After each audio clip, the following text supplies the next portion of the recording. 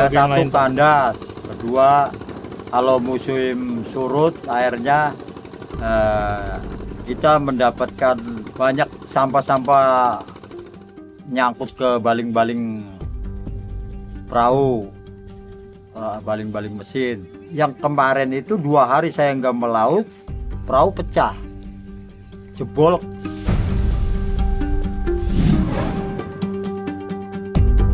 Sejak kapan sih Pak? Sejak ya udah berapa tahun, puluhan tahun, sekitar 15 tahun ada. 15. Kalau keluar nelayan itu kadang-kadang kalau air pasang, kadang-kadang sering kali terjadi nabrak kandasan.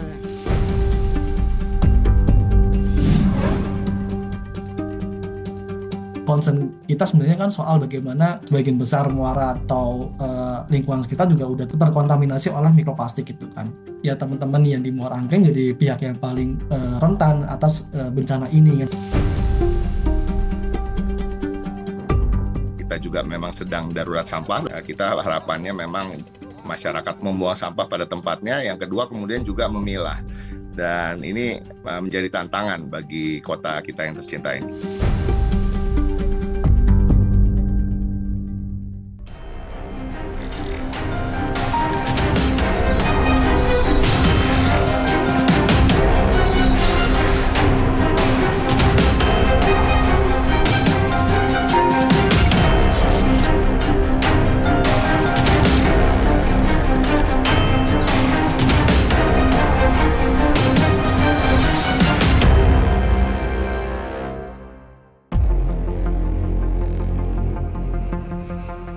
Inilah hamparan sampah yang membentang sepanjang 400 meter di Muara Kali Adem, Muara Angke, Jakarta Utara, awal Juni lalu. Selama bertahun-tahun, sampah plastik menumpuk membentuk sedimen yang mengganggu aktivitas nelayan dan membahayakan lingkungan. Jika dibiarkan, ribuan nelayan terancam kehilangan mata pencaharian.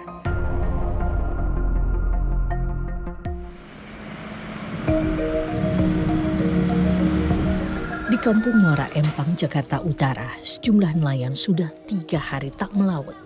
Salah satunya Khalil Khalim, pria 70 tahun yang telah 40 tahun bekerja sebagai nelayan ini, mengeluhkan tumpukan sampah yang menutup alur perahu nelayan. Ya terganggu lah untuk keluar masuknya kita sebagai warga masyarakat nelayan di sini di Muara Angke, di Kali Adem ini. Kalau alurnya aja tertutup sampah, ya jelas terganggu sekali. Sampah plastik kerap jadi biang kerok kapal rusak. Khalil khawatir perahunya kandas atau tersangkut plastik.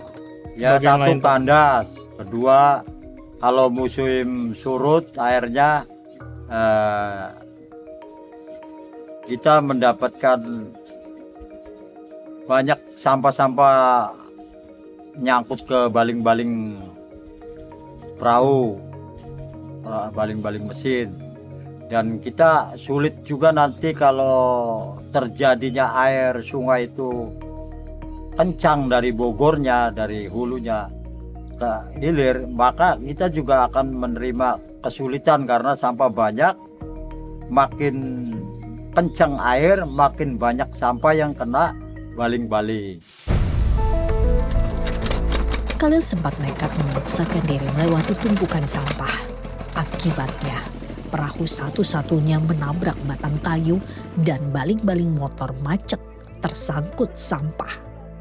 Ketika saya masuk dari laut membawa kerang hijau, kalau dampak dari kandas itu akan lebih sulit kembali, akan sangat susah sekali. Dan juga terjadi yang kemarin itu 2 hari saya nggak melaut, perahu pecah, jebol 2 hari saya nggak bisa melaut. Perbaikan atas seperti jebolnya perahu saya kemarin 2 hari saya nggak makan, nggak cari aktivitas. Siapa yang bertanggung jawab? Khalil menyebut tumpukan sampah sudah ada sejak lama. Awalnya sedikit karena dibiarkan, lama-kelamaan menumpuk. Semakin lama semakin menumpuk dan semakin menambah. Tidak akan semakin lama semakin berkurang. Semakin lama semakin menumpuk, semakin banyak dan semakin tidak terurus. Jelas kecium lah. Kalau angin laut itu atau timur laut itu pasti tercium, baunya menyengat. Kedua, itu kalau sudah kena bau itu karena jaraknya nggak jauh, antara 150 meter atau 200 meter dari rumah saya.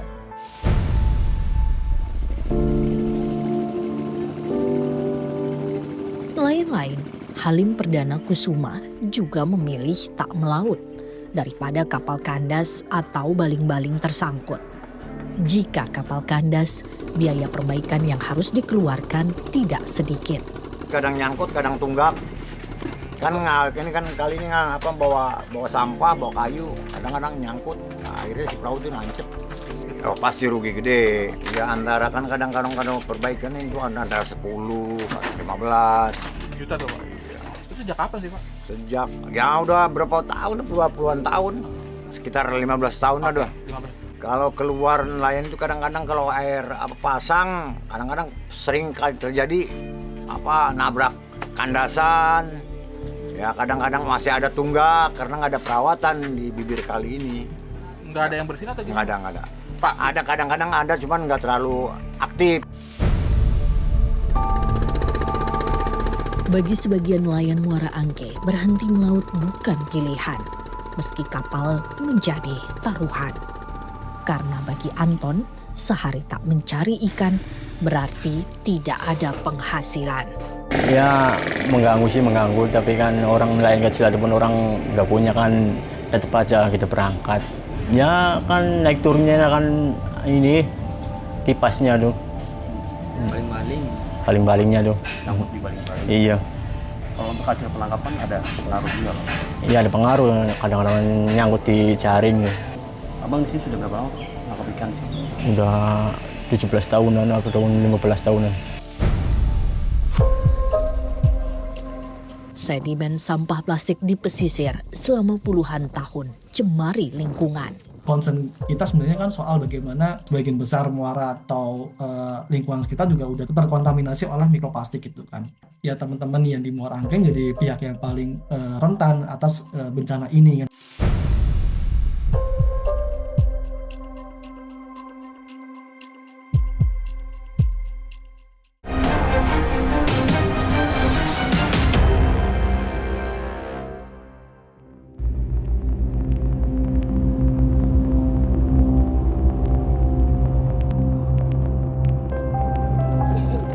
Awal Juni, petugas gabungan dari Dinas Lingkungan Hidup Provinsi DKI Jakarta dan Polairut Mabes Polri berjibaku selama 8 hari mengangkut sampah dari perairan Muara Kali Adem, Muara Angke, Jakarta Utara.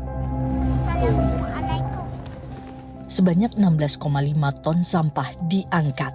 Untuk sementara, pulau sampah kiriman dari 13 aliran sungai bisa ditangani. Aliran sampah itu sebenarnya dari kali semua, dari bermuara, dari muara semua. Jakarta itu dibelah 13 muara, termasuk dari Jawa Barat, Bekasi ya, sampai Pulau Banten. Jakarta pun ada. Untuk sampah yang sedang kita tangani itu sebenarnya bukan pure sampah, tapi endapan campur lumpur.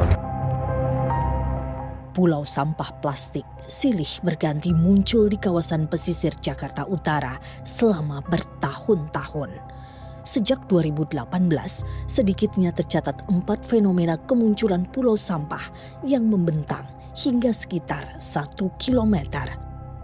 Sebagian besar sampah berasal dari darat yang dibawa 13 aliran sungai di Jakarta. Sisanya berasal dari laut yang hanyut ke pesisir akibat perubahan arah angin. Ini bukan kejadian pertama gitu kan, dan memang sudah beberapa kali juga dia terjadinya gitu ya. Jadi memang penumpukan sampah di pesisir ini memang jadi satu fenomena yang cukup sering gitu ya terjadi di Jakarta seperti itu. Sampah plastik bercampur tanah yang menumpuk bertahun-tahun membentuk sedimen yang mengakibatkan pendangkalan. Pendangkalan ini dia berdampak kan nelayan itu pertama gini Mas, nelayan dia kan harus dari sandaran gitu ya, dari sandaran perahu seperti beberapa titik gitu ya, dia kan sampahnya ini menumpuk tuh. Jadi mereka nggak bisa tuh untuk parkir, dan juga nggak bisa dilewati kan oleh nelayan seperti itu. Jadi mereka harus lebih jauh gitu memutarnya gitu. Masalahnya juga ketika banjir gitu ya, ketika rob kan sampahnya ini masuk dia ke permukiman seperti itu. Nah disitulah kemudian juga berdampak terhadap kualitas lingkungan permukiman gitu. Sampah plastik yang menumpuk lama akan terurai menjadi mikroplastik yang mencemari lingkungan dan membahayakan kesehatan. Mikroplastik yang mencemari air dapat tertelan biota laut dan masuk ke dalam rantai makanan manusia. Tapi yang jadi concern kita sebenarnya kan soal bagaimana plastik yang sudah terendap di sungai terus masuk ke muara itu bisa punya potensi terpecah menjadi partikel kecil menjadi mikroplastik gitu kan. Itu sangat berpotensi sangat besar masuk ke dalam tubuh kita gitu. Kita nggak tahu juga dampaknya seperti apa ke depan gitu kan. Kita melihat ya teman-teman yang di Muara Angke jadi pihak yang paling rentan atas bencana ini kan gitu. Berdasar penelitian Badan Riset dan Inovasi Nasional BRIN, jumlah kandungan mikroplastik di perairan Muara Angke naik setiap tahunnya. Kami melakukan penelitian itu 2015 dan kemudian terakhir 2023 dalam jangka waktu 8 tahun mikroplastik meningkat 5 kali lipat. Kita bayangkan kalau 5 kali lipat artinya biota-biota yang ada di sana akan bisa makan tidak sengaja atau masuk ke dalam tubuh mikroplastik itu bisa 50 kali lipat lebih tinggi, termasuk manusia. Kenapa? Karena di Muara Angke kan mangrove, terumbu karang, lamun, dia menjadi tempat untuk tempat hidupnya ikan. Dan kita makan ikan dari wilayah sana yang asalnya. Sejak tahun 2015 sampai sekarang, proporsinya semakin lama semakin meningkat. Biota yang mengandung mikroplastik. Salah satunya yang paling tinggi, yang dekat dari Muara Angke, itu kerang hijau. Audit tim lapangan Walhi menemukan sampah plastik yang menumpuk di Muara Angke didominasi sampah saset hingga kemasan makanan ringan. Kalau audit kami gitu ya, itu memang dia terdiri dari sampah-sampah yang tidak laku seperti itu, sampah-sampah yang beda dengan misal botol air mineral gitu ya. Jadi untuk sampah-sampah yang sachet yang tidak bisa didaur ulang dan tidak punya nilai ekonomi, nah ini yang paling sering dia sebetulnya tercecer gitu dan akhirnya ke sungai dan ke laut seperti itu. Nah ditambah juga dengan memang di beberapa titik gitu ya, memang sungai kita kan belum punya untuk mencegah gitu sampah supaya bisa masuk ke tidak masuk ke laut seperti itu. Nah ini yang menyebabkan sampah ini akhirnya bisa ke pesisir seperti itu. Sampah-sampah yang tidak memiliki nilai ekonomi yang nggak laku juga diambil oleh teman-teman pemulung misalnya seperti itu, atau bank sampah seperti itu. Menurut Walhi, hal ini menandakan kelalaian produsen untuk mengelola sampah kemasan dari produk-produk yang dihasilkannya. Nah, plastik ini sebetulnya tanggung jawab produsen seperti itu. Jadi kalau kita lihat ke undang-undang persampahan, si kemasan-kemasan plastik ini dia menjadi tanggung jawab produsen dan harus dia diambil kembali oleh produsen. Nah ini yang kemudian masih banyak gitu ya luput ditagih gitu oleh pemerintah seperti itu. Greenpeace Indonesia menilai hanyutnya sampah ke wilayah pesisir Jakarta seperti di Muara Angke akibat buruknya tata kelola sampah di Jakarta. Yang jadi penyebab yang pertama soal bagaimana di Jakarta ini sistem pengolahan sampahnya masih belum sesuai itu loh. Seharusnya yang kita dorong adalah pengurangan pemilahan kan gitu. Masalahnya sejak dahulu tuh sistem pemilahan kita nggak berjalan dulu. Pemerintah selalu mendorong masyarakat untuk melakukan pemilahan, tapi infrastruktur nggak ada tuh loh, nggak ada dukung infrastruktur, fasilitas dan sebagainya, sehingga ya banyak masyarakat yang entah itu membuang sampah sembarangan atau udah buang tapi kecampur, atau mereka sudah melakukan pemilahan tapi kecampur lagi, sehingga ya kita nggak bisa 100% menyalahkan masyarakat kan gitu. Tanpa solusi komprehensif, pulau sampah di Muara Angke akan terus muncul dan mengancam ruang hidup masyarakat. Pembersihan rutin oleh Dinas Lingkungan Hidup sebenarnya sudah dilakukan dan tentunya juga oleh Sudin Lingkungan Hidup di Jakarta Utara maupun Kepulauan Seribu untuk kemudian mengerahkan kapal sampah, alat berat dan truk untuk angkut sampah.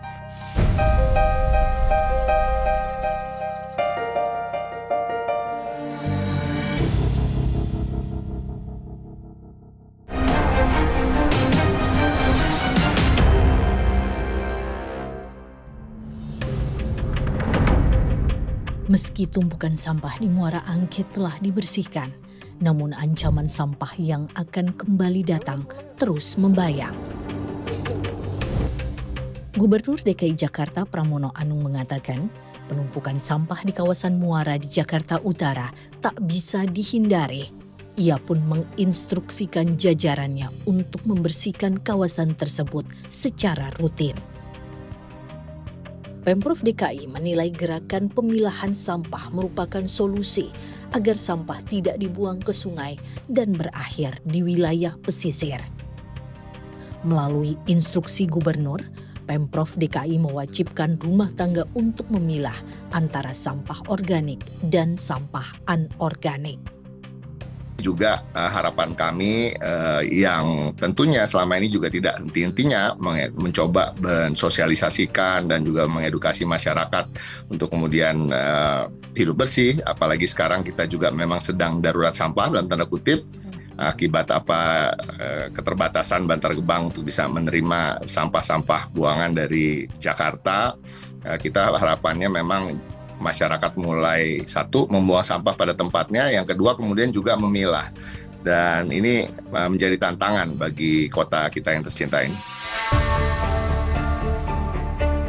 Agar gerakan pemilahan sampah dapat berjalan, Greenpeace menilai Pemprov DKI bertanggung jawab menyediakan infrastruktur daur ulang sampah serta memberikan edukasi rutin kepada masyarakat. Sebenarnya bagaimana pemilahan itu penting. Apalagi kalau melihat kemarin DKI Jakarta sudah melakukan mengeluarkan inggup ya soal pemilahan sampah dari sumber. Ini bagus gitu kan. Tapi pemilahan dari hulu harus diikuti dengan dukungan dari infrastruktur dari pemerintah dan edukasi seperti apa. Karena memilah itu kadang bukan sesuatu yang mudah sebenarnya gitu kan. Kita harus memilah sampah-sampah yang organik, sisa makanan. Terus kalau misal kita beli kemasan, misalnya bakso atau soto lah ya, kita bungkus pakai plastik. Itu bekas soto atau bakso itu nggak boleh langsung kita buang ke tempat sampah, tapi harus kita bersihkan dulu gitu loh. Artinya ada edukasi, ada pembiasaan, dan itu semua ya pada akhirnya butuh komitmen anggaran yang lebih juga untuk bisa melaksanakan kebijakan tersebut. Gitu. Sementara di wilayah pesisir dibutuhkan pemantauan secara berkala.